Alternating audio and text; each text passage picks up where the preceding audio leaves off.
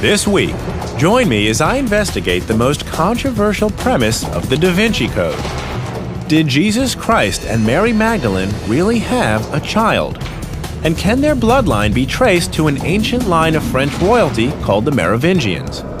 To unravel the truth from the myths and legends surrounding Dan Brown's amazing story, I'll examine Da Vinci's masterworks, explore caves where the Dead Sea Scrolls were found, and extract DNA from a Merovingian queen. My goal? To see if the genetic code of Jesus Christ and Mary Magdalene can actually be traced. We're digging for the truth, and we're going to extremes to do it. I think this rope's about to break.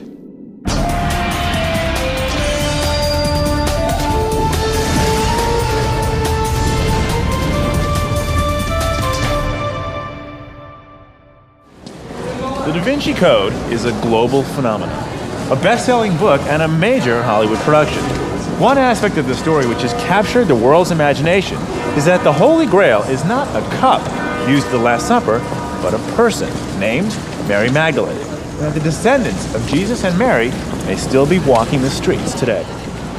Hi, I'm Josh Bernstein. I've come here to Europe to try to separate fact from fiction in this exciting story.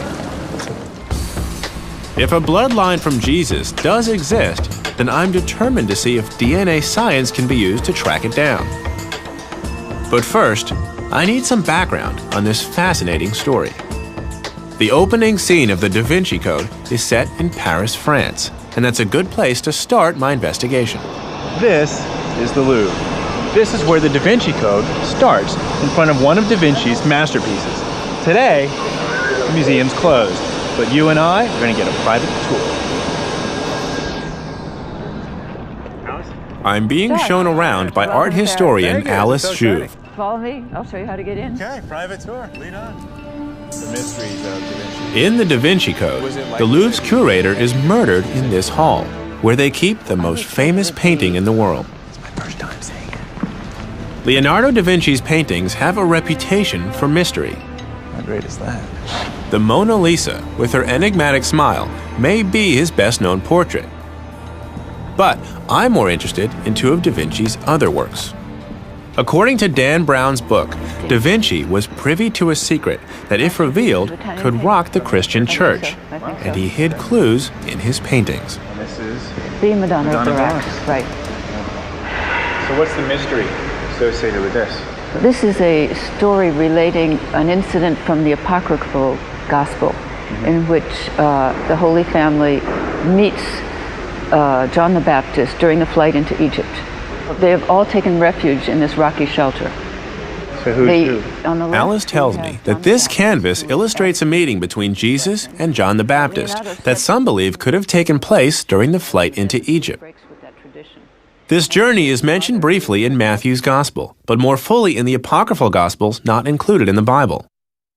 But Alice also tells me Da Vinci was an innovator. He didn't depict biblical scenes the way his clients were expecting. This painting is very ambiguous. It doesn't make clear who is blessing whom. And I guess if this were John with Uriel, and that were Jesus with the Virgin Mother, which makes sense to me, Right. then could one say that John is blessing Jesus? That's possible. But why not? Why depict it so that they're mismatched? Well, you'd have to ask Leonardo. But Da Vinci's most controversial work is, if anything, more ambiguous still. It was painted on the wall of a convent in Milan, Italy, and depicts the Last Supper. According to the Da Vinci Code, the person sitting on Jesus' right, generally assumed to be the young and unbearded apostle John, is actually Mary Magdalene. Even more remarkably, the book tells us she's given pride of place at the Last Supper because she is Jesus' wife. Another claim, Christ's cup of wine, what we now call the Holy Grail, is nowhere to be seen. And according to the book, the cup's absence is part of an elaborate code left by Leonardo. The code's greatest secret? That the blood of Christ is contained not in a cup, but in the womb of Mary Magdalene.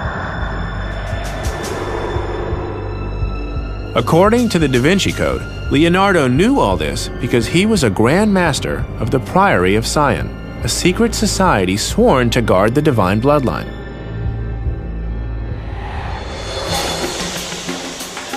I need to know more about the mysteries surrounding the Priory of Sion.